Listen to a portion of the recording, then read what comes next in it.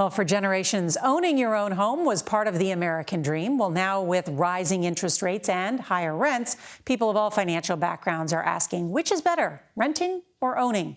In tonight's Money Watch, CBS's Carter Evans takes a look at those going against convention. 32-year-old Matthew Richmond makes a good living running his successful pest control company in Silicon Valley. I'm living the American dream. And he can afford to pursue his passion for fun. When you want to buy a motorcycle, dirt bike, you could pull it off. I can go write the check and buy it. What he hasn't bought is a home, even though he could afford one. Somehow we've been led to believe that you have to own a home in order to be living the American dream. And that's just not true. For a lot of people, renting can actually be a better financial decision.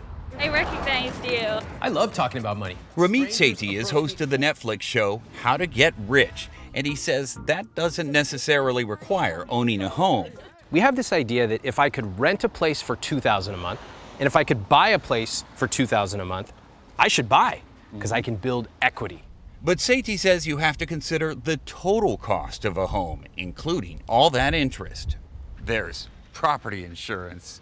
There's property tax. I call them phantom costs because they're mostly invisible to us until they appear. I actually add 50% per month to the price of owning. That includes maintenance, including a $20,000 roof repair 11 years from now that I don't even know I have to save for yet. Recent analysis shows the number of high-income renters making $150,000 or more has jumped 82%, and the number of millionaire renter households has tripled.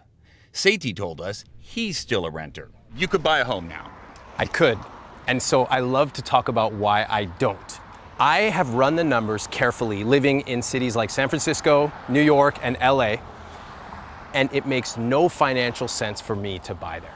A study shows these are the top 10 cities where it may be better to rent than buy, considering current home prices. If Matthew Richmond bought a home in Silicon Valley, his housing expenses would double and put the brakes on his fun.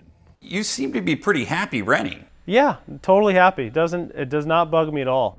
A rich life really is about saying yes to the things you want to spend money on. And it could be a house, but for many people it's not. Now, Sethi says buying a home really does work for some people. Those are people who are usually prepared to stay in that home for at least 10 years. That way you can weather any market downturns. You really got to run the numbers, your personal numbers, and imagine how is your life going to look when you take on all of these extra phantom expenses. Norah? And there can be a lot of them. Carter Evans, thank you so much.